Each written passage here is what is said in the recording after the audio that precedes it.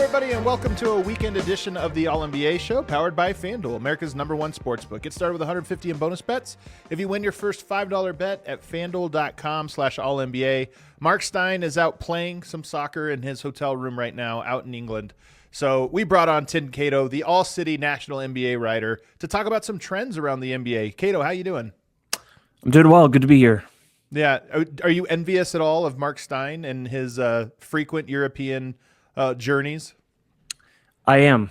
I am also a soccer head a little bit. Less so this year. You know, it turns out when you're watching all of the NBA, all the teams, you know, like that's a good dose of sports coverage, sports content right there. That's what I'm doing this year. But yeah, no, this is something that, you know, I don't have a Premier League team, so there's no like rivalry or anything going on. I've got a German team, Borussia Dortmund. Say it again. I've never heard of this. Is Borussia Dortmund. Okay, is this like a top level team, or are you like the G League of soccer? Is what you're into? It is historically the second best team in the Bundesliga that very rarely ever wins. It's been more than a decade, and we've choked a few away. Well, there you go.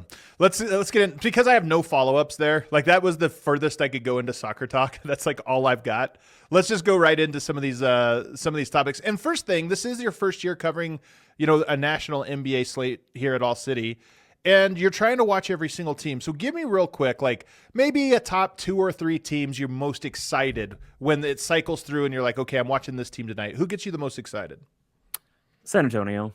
Whenever Wemby's on the court, I mean, San Antonio is such an easy answer for me. I just, you know, I think I've probably watched as, you know, other than the Mavericks, you know, who are still in my backyard, that is the team I've probably caught most often, because Wemby does things that you don't see, that we've never seen on the basketball court. That's a lot of fun to me. That's the hipster take, by the way. I think it very fitting, yeah. Cato, the hipster take, the San Antonio Spurs, but they are also awesome. They're fun to watch. I've enjoyed Denver. I've enjoyed, of course. You know, I swear to God, I'm not just trying to suck up.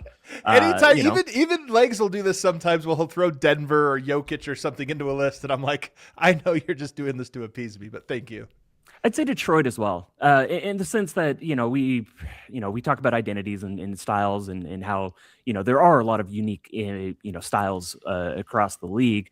Detroit's is just that they are going to foul you more than any other team in the NBA. They don't care. They're going to be physical. It's like, it's a cool, like 1 to 15 roster identity that I really respect out of them. You know exactly what you're going to get from them. And, so they've popped. Charlotte's been a fun watch. Yeah. I usually, Charlotte's when healthy, super fun. Yeah. When healthy, I really enjoy the Charlotte brand of basketball. They're better than you might think. Their record doesn't show it, but point differential actually a lot more positive than you might expect. I wish almost they were neutral. Yeah, I wish they were like 5 wins, had 5 more wins, because they have so much work to do to climb back just into the play-in. And it stinks because I think they're a top 10 team in the East, the low bar to clear, but I think they are, and they might just be a little too far behind to really do anything that's too exciting. Yeah, but bottom 2 or 3 clutch record, I believe, this season. Let me give you the hard one now. You're going to piss off a fan base, but that's what you do when you cover, the whole league. You have to piss off somebody. Who's the toughest watch, or who are some of the teams that are among the ones that feel most like a chore? You know, the first team that came to mind was Orlando, and I don't think that's really fair, especially with what Anthony Black is, the way he's going right now. But, you know, there are times that offense is just really, really frustrating to me. I'm trying to avoid not to just say the bottom feeders. Like, obviously Indiana has a season from hell. Washington's New Orleans, tough because I don't feel like Washington is exactly. Portland, the most turnover prone team in the league that just did not bring that defensive identity from last season into this season. They have the high pickup points. They certainly have some excitement. Shaden Sharp is amazing when you get him on a good night or a dunky night. But I would say overall the lack of point guard direction in Portland has been really frustrating. Hopefully Drew Holiday's return can help them out a little bit with that. But yeah, like I said, the most turnover prone team in the NBA, that offense is just still a mess. A lot of free throws. I would say Portland. It's not a bad one. If we're doing like good teams, for me, it might be the Cavs.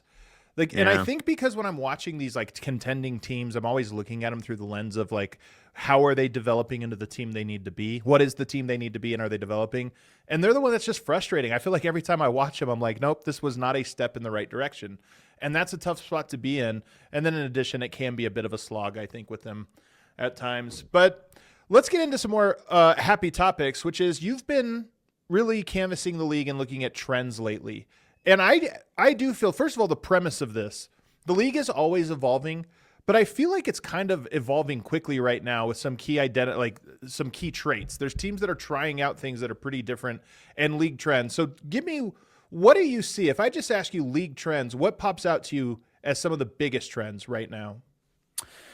It's offensive rebounding. Offensive rebounding far and away to me is the one that stands out the most. Would you say that the two most surprising teams in the league this season is Boston and Phoenix? Phoenix for sure. Boston. You expected this from Boston? No, I didn't know. They're definitely surprising because I'm like considering them an Eastern Conference contender. I mean, I just legitimately think they're as good as anybody in the East. And I didn't think that, but I guess I probably would have guessed they were like the fifth best team.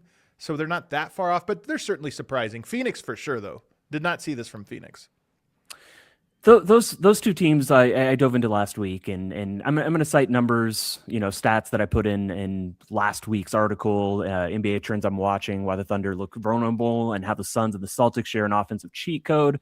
That's up on all of the all city websites right now. But it really struck me looking at these two teams and how surprising they've been, especially on offense, and how similar their offensive success has been. Neither of these teams take shots at the rim. Boston is dead last in rim percentage, shots taken at the rim. Phoenix is 29th. Boston is dead last in free throw rate. Phoenix is 29th. Wow. But as of last week, Phoenix was 5th in offensive rebounding percentage. Boston was 6th.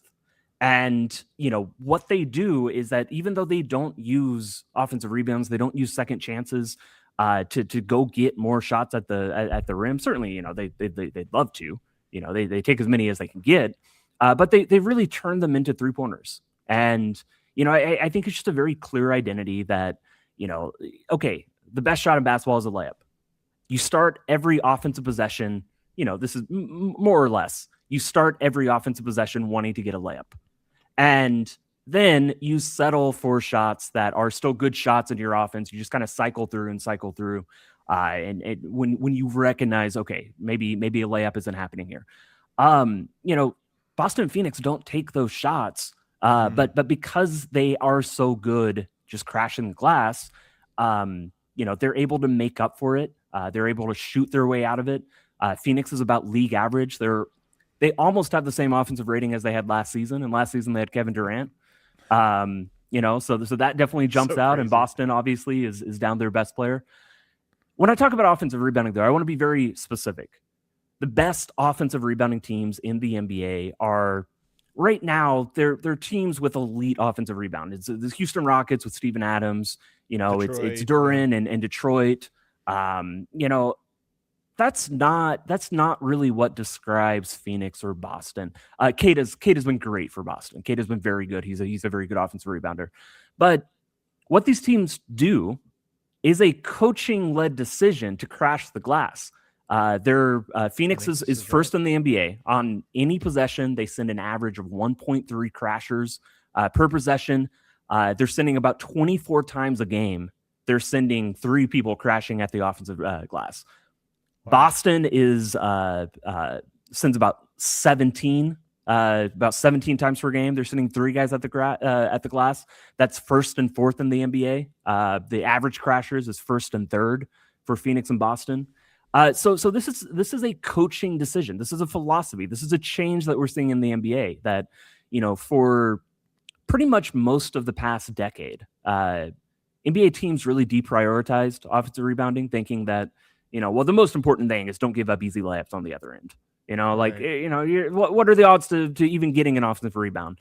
I think 2 things has changed. One is that coaches have realized, okay, offensive rebounds are actually really, really, really valuable. Getting more shots matters. Winning the possession game matters. I also think that there's just more space inside the court as 3-point shooters have got better and better and better. That opponents are going to be stretched out more. There's more room to crash. Yeah, exactly. So it kind of blends together. Now, the reason that coaches had this idea that they shouldn't send a bunch of people at the glass is, well, if you do that, you're going to give up fast break layups. You're going to give up easy points going down the other way. And that's not true. Phoenix and Boston are both top 10 in terms of fast break points allowed per game. My theory, they don't take layups. We know that the single action on the court most likely to lead to a fast break layup is a missed layup on your own end. Especially by a guard. Especially if it is by a guard or wing player, not a big. Yeah. Automatic fast break. And there's a lot more that goes into it. Spacing principles are a big part of fast break defense. You don't want to get two guys stuck in each corner, especially if you've got someone driving from the top of the key. Also, it just matters that Boston has Derek White. So that is a pretty good way to boost your fast break defense if you got Derek White running down there, blocking shots, doing stuff like that. It's definitely personnel as well, but the idea that if you send a lot of people at the glass and you do it in a smart way, you're going to be a very leaky transition team. It's just not true. And I think Phoenix and Boston have shown that.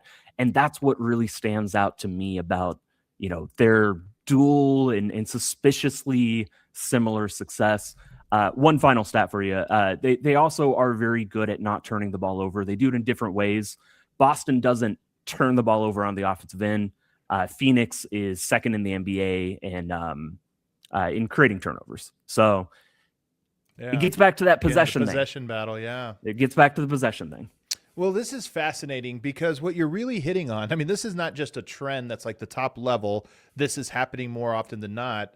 It really is an evolution of the game, like the game being spaced out a little bit more and teams creating an identity whereby they're not just attacking the basket recklessly. They're kind of deliberate in what they do when they get into the paint, especially with their guards.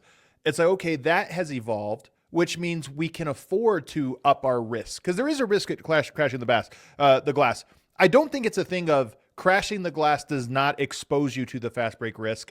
It's, are the ingredients right? Is the environment right for us to be able to take that risk and not get punished as bad as typical? And I think that's what you're hitting on with these teams. And it's not even just them. I think they're the best examples of it, in part because they're surprising.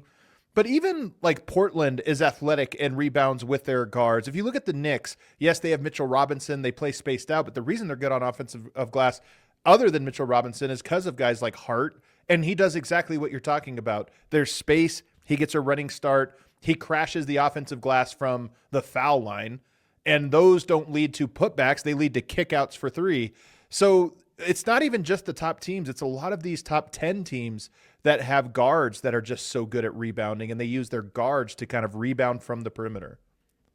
Another reason that Cleveland is so disappointing, they're second in the league in sending people at the glass. And it kind of makes sense. Jordan Ott came from Cleveland, is now coaching Phoenix. You can see where he got these ideas from, or maybe he's the one. Exactly. Maybe he was the one pushing them. Cleveland is not even.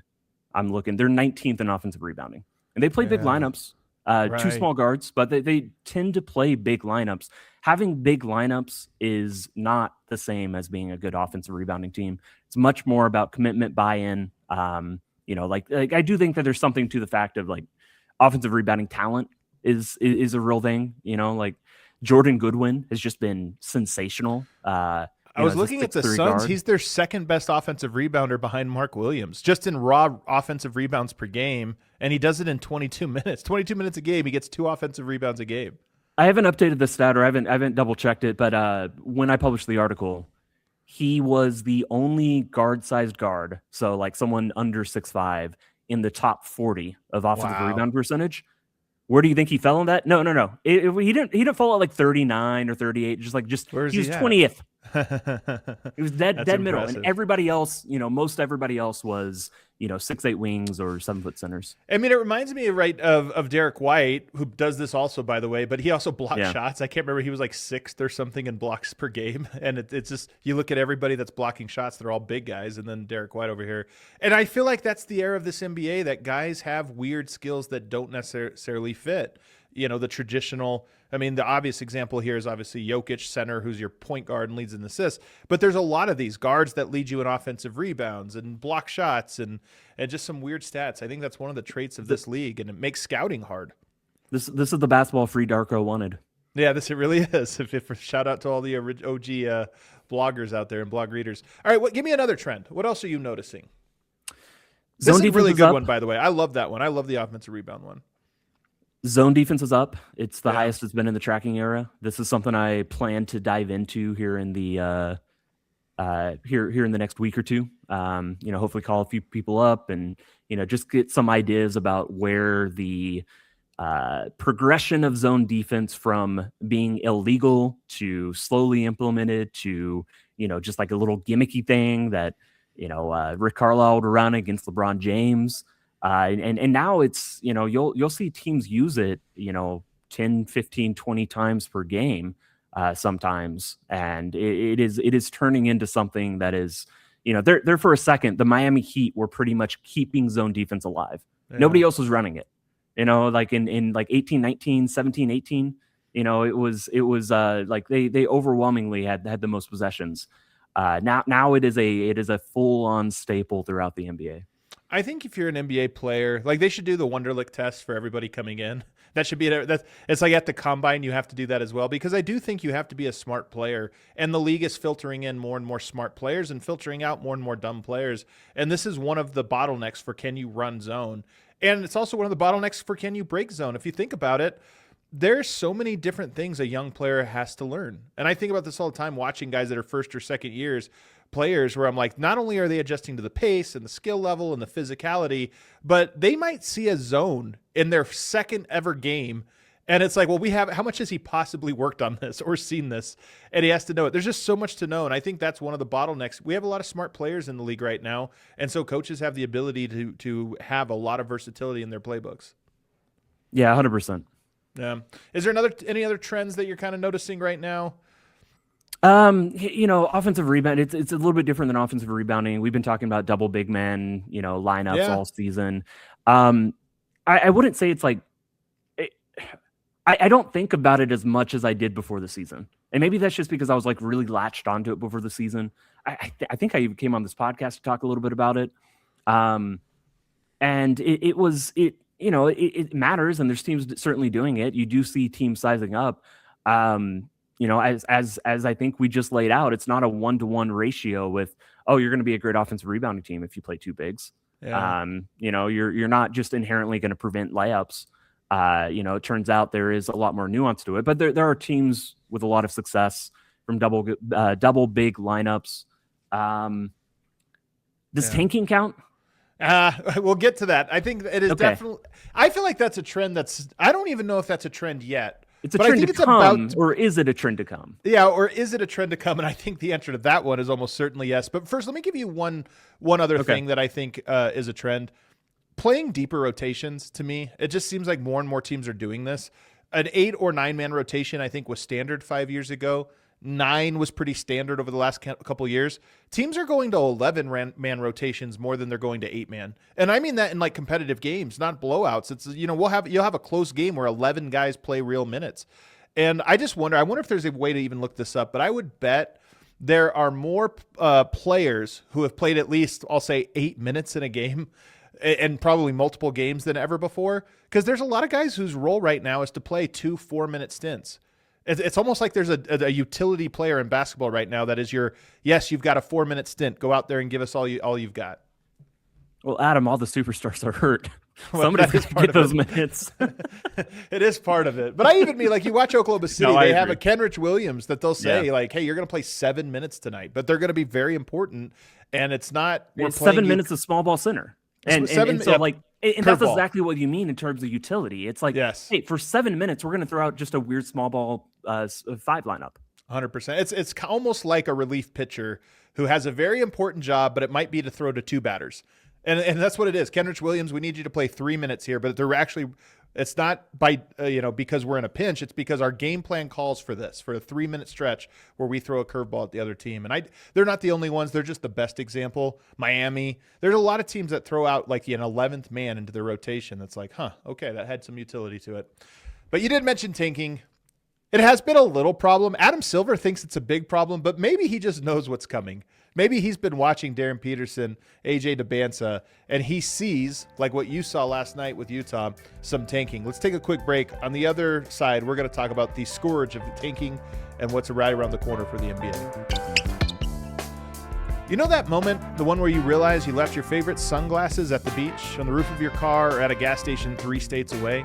Well, I've been there too, but luckily I found Shady Rays. They've completely changed the game. They've got sunglasses that are made for real life. They're seriously good looking, polarized, durable, and not stupidly expensive. Plus, they have a wide variety of options. You're certain to find a pair that fits your style. And here's the wild part. If you lose or break them, even on your first day of owning them, Shady Rays will send you a brand new pair. No guilt trip, just replacements.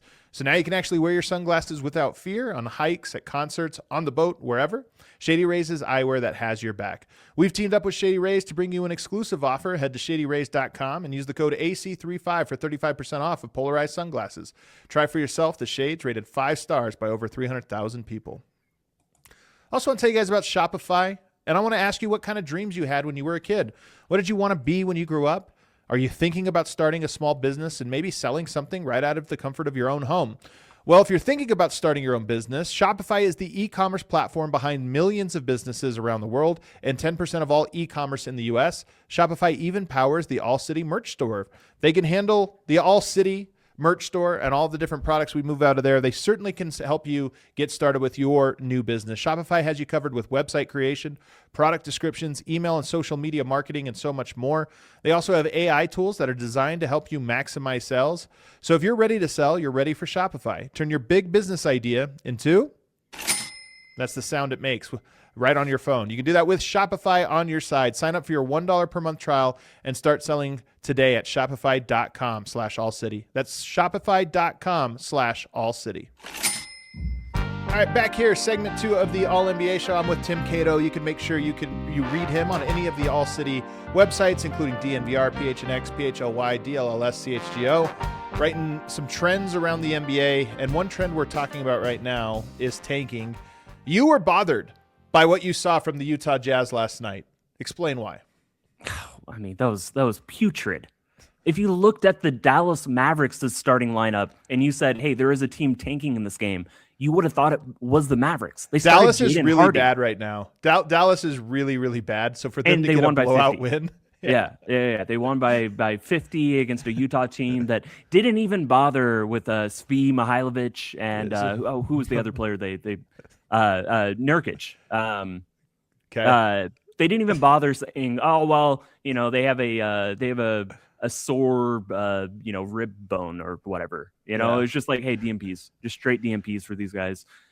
Kevin Love didn't play either. I don't know if that's really a tanking move per se, but yeah, it was a rough game. It was not. If this is what we're gonna expect more often going forward throughout the rest of the NBA season, then maybe I am more in agreement with Adam Silver about how big of an issue tanking is than I realized.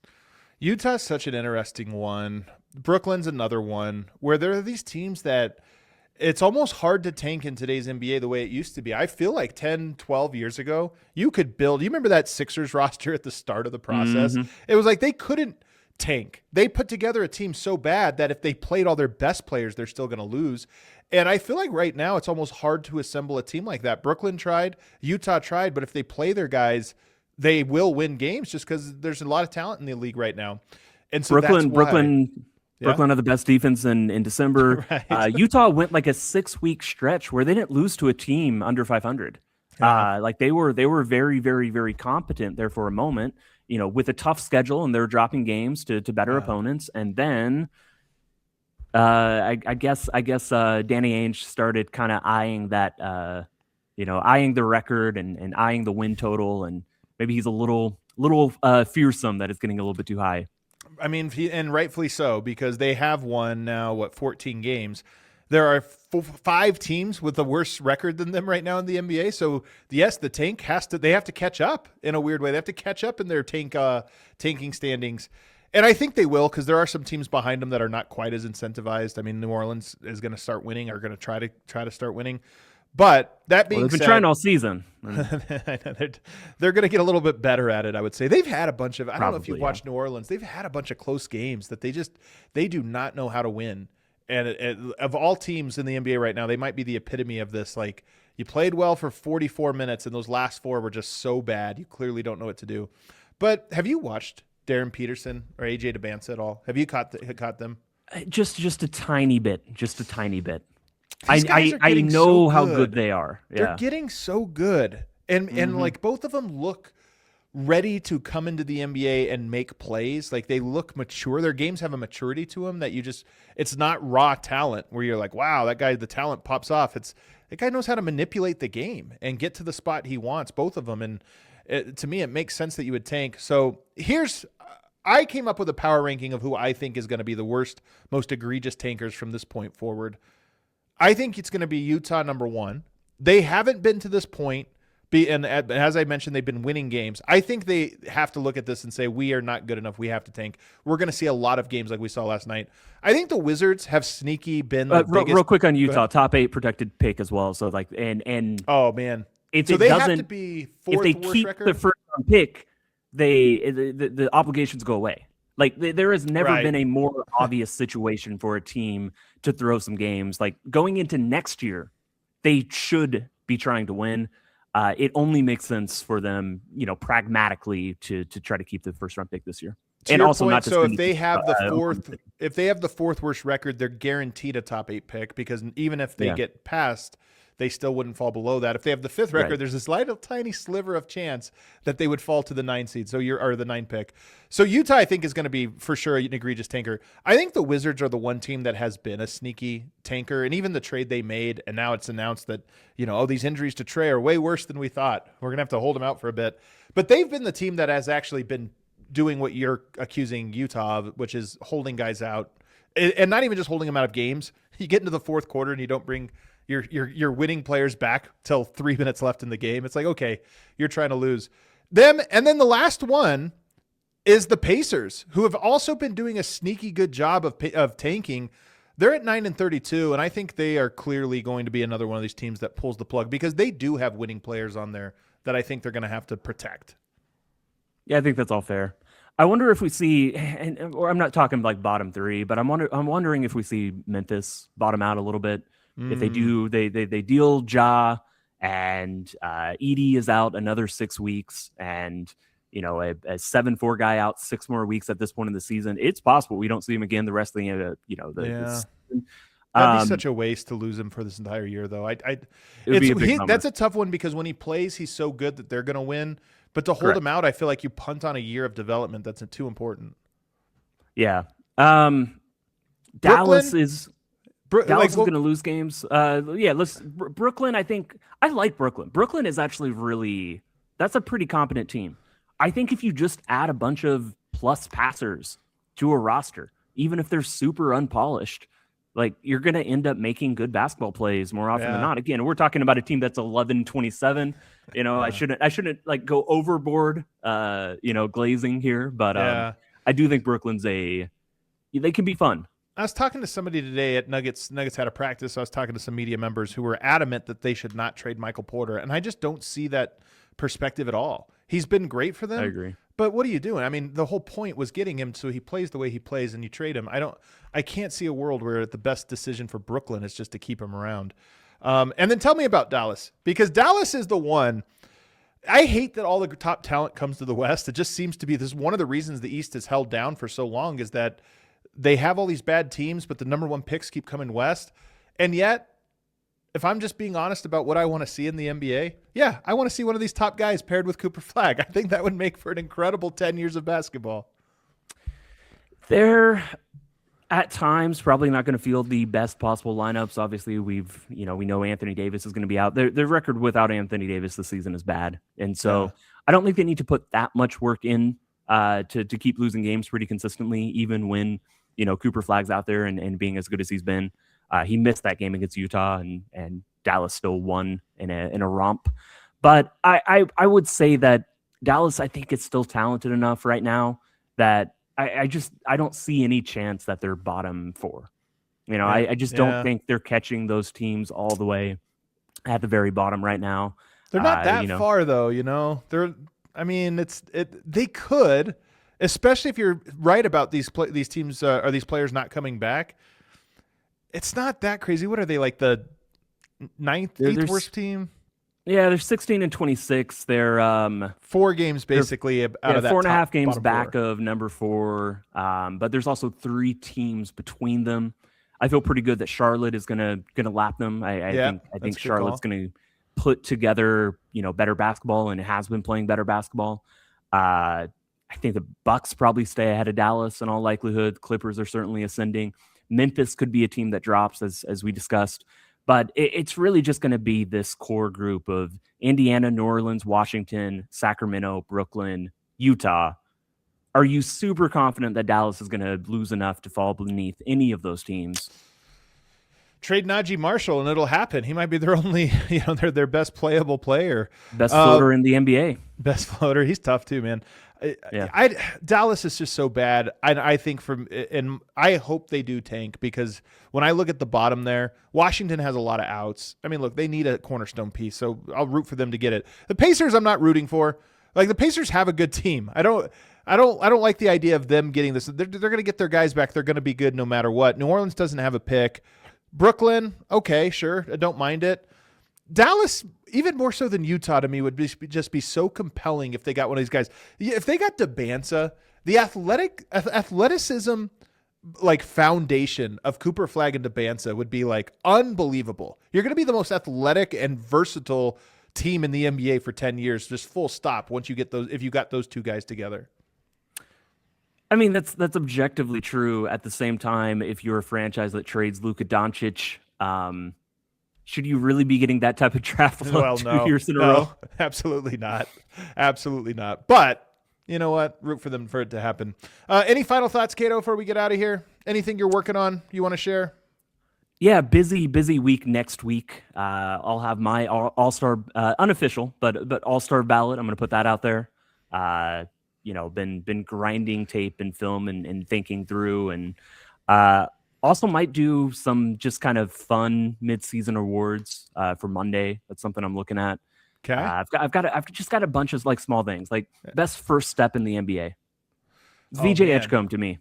That guy's so fun to watch. I don't know if he might not even have the quickest first step on his team. They got Tyrese Maxey out there, but it's specifically the way he tacks out of triple threat. I've got a bunch more arbitrary categories. I like those though. Those are fun categories like that. You can read them on any of the All City websites, including thednvr.com. So you can go there, subscribe, and you get access to all of his great content. Everybody, thanks for hanging out with us on the weekend. Legs is back on Monday and Wednesday. Enjoy yourselves. Circle back, hit that like button on the way out.